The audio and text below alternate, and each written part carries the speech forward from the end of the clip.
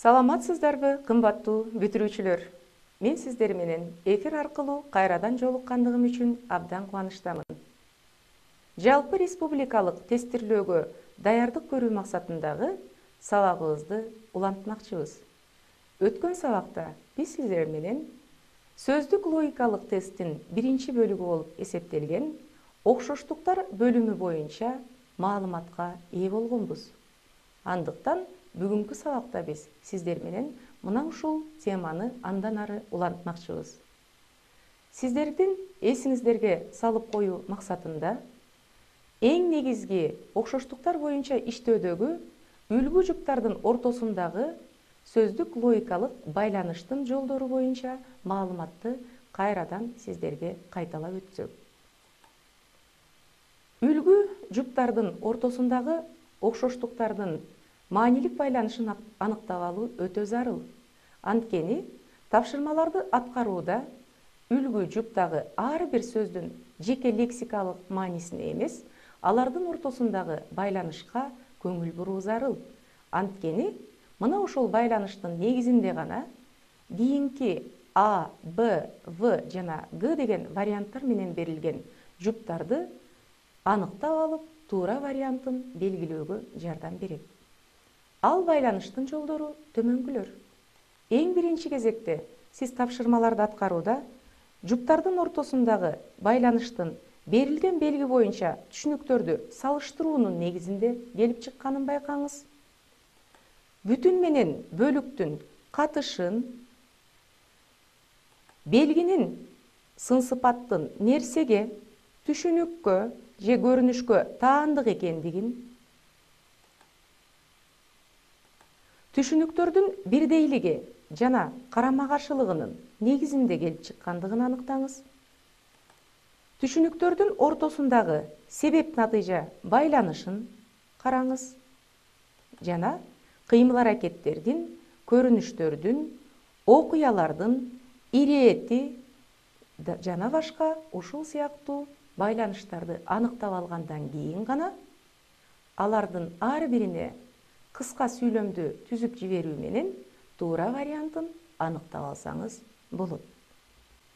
Окшоштуктар түшүнүктөрдүн ортосундагы маанилик жактан жакындык боюнча же карама-каршылыктын негизинде дагы түзүлүшү мүмкүн. Силер муну сөздөрдүн ортосундагы антонимдик же синонимдик байланыш экендигинен аныктап жүрөсүздөр. Анда эмесе төмөндөгү мисалга көңүл буруп көрүңүздөр. Атаандаш, конкурент. Караңыздар, эң биринчи кезекте үлгү жуптагы эки сөздүн ортосунда кандай байланыш бар экендигин аныктап алыңыз. Атаандаш, конкурент. Эми мына ушул үлгү жуптун ортосундагы сөздөрдүн ортосундагы байланыш синонимдик байланыш экендигин таап алдык. Башкача айтканда, конкурент деген сөздүн өзү эле кыргыз тилиндеги атаандаш деген сөздүн маанисине ылайык келет. Андай болсо, үлгү жуптардын ортосундагы байланыш синонимдик катышты түзгөн варианттын биз төмөндөгү ар бир варианттын ичинен байкап көрөлү. Ал төмөндөгүдөй. А варианты дос, тааныш. Бул сөздөр лексикалык жактан дагы бири-бири менен байланыш жагынан дагы синонимдик катышты түзө албайт. Андыктан А варианты туура эмес вариант болуп эсептелет. Б вариантын карайбыз. Он жана сан. Бул эки сөздүн ортосундагы байланышты аныктай турган болсок, он бул санды түзөт. Демек, бүтүндүн бөлүмү жөнүндөгү катышты бул жер аныктап жатат. Демек, үлгү жуптагы синонимдик катыш бул вариантта жок. Демек, Б варианты туура эмес болуп эсептелет. В варианты эркиндик жана эрк. Эрк бул адамдын жеке өзүнө тиешелүү, а эркиндик бул абстрактуу зат атоочу. Демек, экөөнүн ортосунда дагы маанилик катыш бири-биринен өтө алыс болгондуктан В варианты дагы туура эмес жооп болуп эсептелет. Кесиптеш, кызматташ. Демек, бир жерде эмгектенген жамаатташ адамдардын ортосундагы жакындык мамиле. Бул орун тартиби боюнча дагы маанилик жактан дагы бири-бирине дал келген синоним сөздөр. Демек, туура жооп Г варианты болуп эсептелет. Жакшылап карап көрө турган болсок, атаандаш, конкурент, кесиптеш, кызматташ ич ара синонимдик катышта болгону менен бири-бирине карата карама-каршы мааниде. Мына ушул сыяктуу дагы тапшырмалардын варианттары берилиши мүмкүн. Эң негизгиси бул жерде жуптардын ортосундагы маанилик катышка көңүл буруу зарыл. Кийинки тапшырмага көңүл буруп көрөлү. Атаандаш, өнөктөш. Эң негизгиси ар бир сөздүн жеке лексикалык мааниси, нукура эне тилдеги сөздөрдүн маанисине да көңүл буруу зарыл. Ар бир сөздүн жеке маанисин түшүнбөстүктөн дагы тапшырмалар туура эмес аткарылып калышы мүмкүн. Атаандаш жана өнөктөш. Караңыздар, бул бири-бирине маанилик жактан карама-каршы сөздөр. Атаандаш демек конкурент деген сөз менен синоним болсо, өнөктөш бул кесиптеш, кызматташ деген сөз менен синонимдик маани түзөт. Демек, атаандаш менен өнөктөш бири-бирине карама-каршы маанидеги антоним сөздөр экен. Андай болсо биз төмөндөгү варианттардын ичинен карама-каршы маанидеги сөздөрдү издеп көрөбүз. А варианты жолдош жана дос. Бул мааниси боюнча алыс болсо дагы кандайдыр бир деңгээлде бири-бирине жакындыкты түзөт. Жолдош жана дос. Бул жооп карама-каршы мааниде болгондуктан туура эмес жоопторго кирет. Б варианты эркиндик жана эрк. Бул дагы карама-каршы маанини бербейт. Андыктан бул вариант дагы туура эмес. В вариантында он жана сан. Бул вариант дагы карама-каршы маанидеги сөз эмес. Ошондуктан бул жооп дагы туура эмес. Демек, төмөндөгү варианттардын ичинен карама-каршы маанидеги түгөйлөрдү түзгөн Г варианты болуп эсептелеткен. Анткени конкурент деген сөздүн өзү кызматташ дегенге карама-каршы мааниде.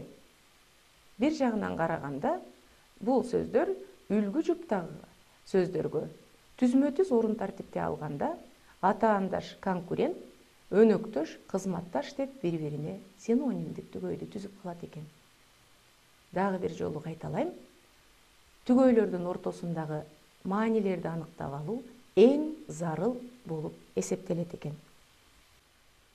Аналогиялардагы сөздөрдүн ортосунда себеп-натыйжа байланышынын негизинде да түзүлүшү мүмкүн. Мисалы, коркуу, качуу деген үлгү жупка көңүл буруп көрүңүздөр. Үлгү жуптагы коркуу жана качуу сөздөрүнүн ортосунда кандай логикалык байланыш бар? Ал үчүн кыска сүйлөм түзүп көрөлү. Карайбыз. Төмөндөгүлөрдүн ичинен биз туура жооптордон аныктап ала турган болсок, жумуш жана чарчоо деген жооп маанилик жактан дагы, логикалык жактан дагы туура жооптордун катарына кирет. Аны сүйлөмдөрдү түзүү менен гана аныктап алсак болот экен. Карап көрөбүз. Коркуу качууга себеп болот. Демек, адам корккондо гана качат экен. Бул эки түгөйдүн ортосундагы себеп-натыйжа байланышына ылайык түзүлгөн сүйлөм. Эми карап көрүңүздөр варианттарды. А. Жумуш иштөө чарчоого себеп. Б. Ишенбөө алдоого себеп болбойт. Бул жерде орун тартип алмашып калган. Себеби алдоонун себеби ишенбөөчүлүк алып келет десек, сүйлөмүбүз туура болмок. Мактоо тилдөөгө себеп эмес. Жана Г вариантында оңдоо бузууга себеп болбойт экен. Ошентип, төмөндөгү кыска сүйлөмдөрдү түзүп көрсөк, үлгү жупка ылайык келген А варианты экен. Корккондо адам качкан сыяктуу эле, жумуш иштеген адам чарчайт экен. Андыктан туура жообубуз А варианты болуп эсептелди. Аналогияларды иштөөдө мына ушундай кыска сүйлөмдөрдү түзүп жиберүү төмөндөгү варианттардын ичинен эң мааниси боюнча ылайыктуусун тандап алганга сизге мүмкүнчүлүк берет.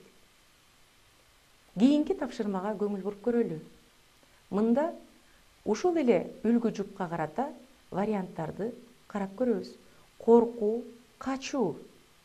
Бул дагы себеп натыйжа байланышындагы сүйлөм үлгү жуп болуп эсептелет экен. Ал үчүн туура жоопту тандап алуу максатында эң негизги кезекте үлгү жупка көңүл бурабыз. Корккон үчүн адам качат.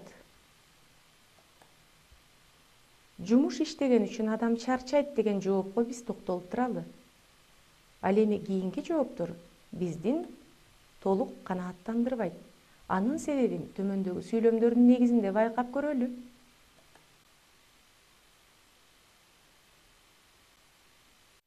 Окшоштуктардын негизинде кыймыл-аракеттердин, көрүнүштөрдүн же окуялардын ирети болушу мүмкүн. Мисалы, жыл декабрь деген үлгү жупка көңүл бурабыз. Ар бир үлгү жуптагы маанисин аныктап алганга аракет кылып туруп, ар бир вариантты өз алдынча талдап көргөнгө аракет кылабыз. Жыл менен декабрдын ортосунда кандай байланыш бар? Биринчи кезекте декабрь жыл мезгилиндеги бир ай болуп эсептелет. Бирок орун тартиби боюнча ал жылдын эң акыркы айы. Үлгү жуптун ортосундагы маанисин аныктап алгандан кийин төмөндөгү варианттарды карап чыгабыз. Таң жана түн. Түн аяктаганда таң башталат же таң атат. Бул орун тартиби боюнча биздин үлгү жупка мааниси боюнча дагы орун тартиби боюнча да дал келбейт. Демек, А варианты туура эмес вариант. Ай жана ноябрь. Демек, ноябрь бул айдын бир бөлүгү болуп эсептелет. А бирок үлгү жупка мааниси боюнча дал келбейт. Демек, В варианты туура эмес вариант. Г варианты. Саат бүтүн болсо, мүнөт анын бөлүгү болуп эсептелет.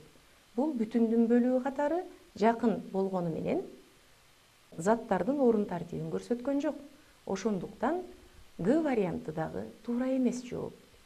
Биздин туура жообубуз жай анан август жообу. Анткени жай мезгилинин эң акыркы айы август, жыл мезгилинин эң акыркы айы декабрь. Демек, мына ушул орун тартип боюнча биздин Б вариантыбыз туура жооп болуп саналат экен. Ушуга эле маанилеш болгон төмөндөгү мисалды карап көрөлү. Дүйшөмбү, шаршемби. Ар бир вариантты кунт коюп көңүл бурсаңыздар, сиздер жогорудагы мисалга окшоштуруп, бул варианттардын ичинен туура жообун аныктап алсаңыздар болот. А. Январь, февраль. Б. Эртең бүгүн. В. Жаз, күз.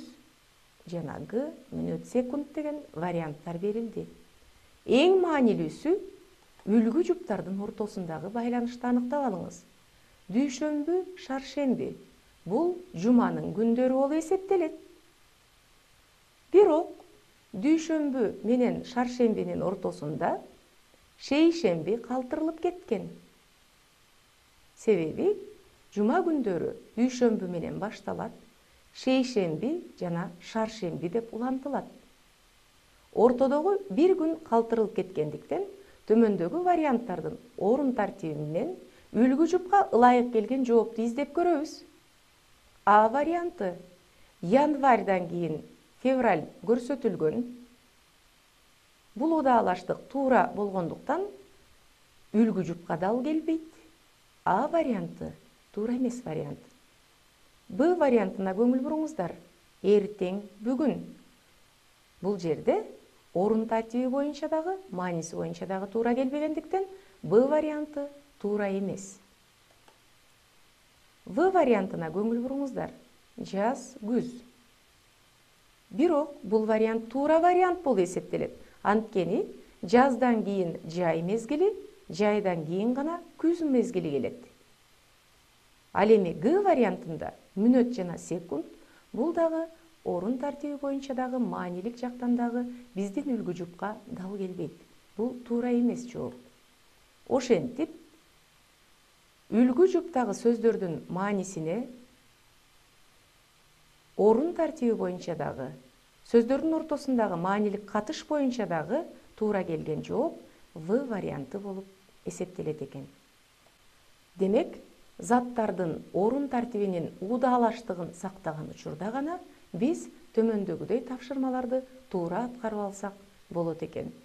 Эң маанилүүсү үлгү жуптардын ортосундагы байланышты аныктоодо астейдил мамиле кылып, ой жүгүртүп, эң туура деген жоопту гана аныктап алганга аракет кылыңыздар. Аналогиялар боюнча тапшырмалар сөздөр ортосундагы бир же бир нече белгилер боюнча окшоштукту же айырмачылыкты көрсөтүшү мүмкүн. Мисалы, күкүм, нан. Үлгү жуптардын ортосундагы маанилик катышты байкаңыздар. Нан бүтүн нерсе. Ал эми нандан күкүм чыгат. Демек, ал бүтүндүн бөлүгү болуп эсептелет. Андай болсо, мына ошол бүтүндүн бөлүгүн түзгөн вариантты төмөндөгү варианттардын ичинен аныктап көрүңүздөр. А. Таарынды жыгач. Б. Көмөч нан. В. Суу чака. Г. Сантиметр килограмм. А вариантына көңүл буруңуздар. Орун тартиби боюнча нан бүтүн нерсе. Демек, бүтүндүн майда бөлүгү күкүм. Ал эми жыгач дагы бүтүн нерсе, таарынды андан чыккан майда бөлүк. Демек, туура варианты А варианты болуп эсептелет экен. Кийинки тапшырмада үлгү жуп так ушул эле вариант көрсөтүлгөн. Нан жана күкүм. Ал эми төмөндөгү варианттардын ичинен кайсынысы туура экендигин аныктоо үчүн өтө көңүл буруу зарыл. Анткени биринчи тапшырмадагы жыгач жана таарынды деген жооп бул жерде дагы бар. Караңыздар. А. Саат мүнөт. Сааттын бөлүгү мүнөттөр. Демек, орун тартиби боюнча А варианты туура келбегендиктен бул вариант туура эмес жоопторго кирет. Б. Таарынды жыгач. Жыгач бүтүн нерсе, таарынды анын майда бөлүгү. Бул үлгү жупка мааниси боюнча дагы, орун тартиби боюнча да туура келип жатат. Бирок бул туура эмес жооп. Анткени В вариантында шекер бүтүн, ал эми чымчым анын майда бөлүгү. Үлгү жупка эң туура келген вариант В варианты болуп эсептелет. Анткени бул жерде нан дагы, шекер дагы адам колдонгон тамак аштардын катарына кирет экен. Ошондуктан мындай тапшырмада эң мааниси боюнча туура келгени В вариант болуп эсептелет дагы, жыгач таарынды туура эмес жооптордун катарына кирип калат. Суу жана чака, албетте, бул туура эмес жооптордун катарына кирет. Ошентип, бул тапшырмадагы туура жоопту В варианты түздү. Дагы бир мисалды карап көргөнгө аракет кылалы. Суусоо, чаңкоо. Ичара караганда үлгү жуптагы сөздөр бири-бири менен синонимдик маанини түзгөндөй көрүнөт. Бирок булар толук синоним эмес. Чаңкоо деген сөз суусоо деген сөздүн күчөтүлгөн түрү. Демек, адам суусагандын өтө күчөтүлгөн түрү анын чаңкагандыгын билдирет экен. Андай болсо, төмөндөгү варианттардын ичинен мына ушул күчөтүлгөн маанидеги синонимге жакын болгон катышты аракет кылып таап көрөлү. А вариантына көңүл буруңуздар. Эңсөө, каалоо. Бул вариант туура эмес. Анткени орун тартиби боюнча үлгү жупка дал келбейт. Каалоо күчөтүлгөндө гана эңсөөгө алып барат. Демек, А варианты туура эмес. Б вариантында кубаныч жана кайгы деген сөздөр бири-бири менен маанилик жактан карама-каршы сөздөр. Тактап айтканда, антонимдик маанидеги сөздөр болуп эсептелгендиктен, бул жооп дагы туура эмес. В вариантындагы ачуулануу, кыжырдануу деген жооп туура жоопторго кирет. Анткени бул дагы адамдын эмоционалдык сезимин билдирет.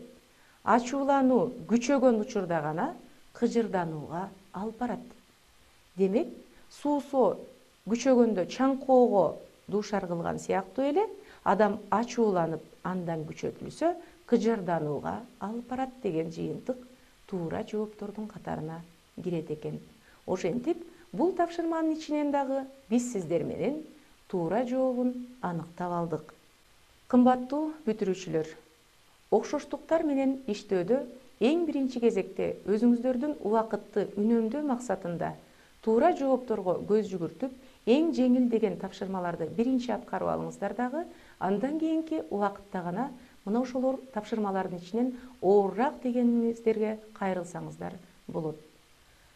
Эң маанилүүсү үлгү жуптардын ортосундагы байланыштарды аныктап алып гана, орун тартиби боюнча дагы маанилик жактан дагы туура келген жоопту аныктаганга аракет кылыңыздар. Ал үчүн кыска сүйлөмдөрдү түзүп жиберүү сиздердин туура жоопту аныктаганга өзүнүн жардамын берет деп ишенебиз. Бизге бөлүнгөн убакыт соңуна келип жетти. Келерки сабакта эфир аркылуу кезиккенче саламатта калыңыздар.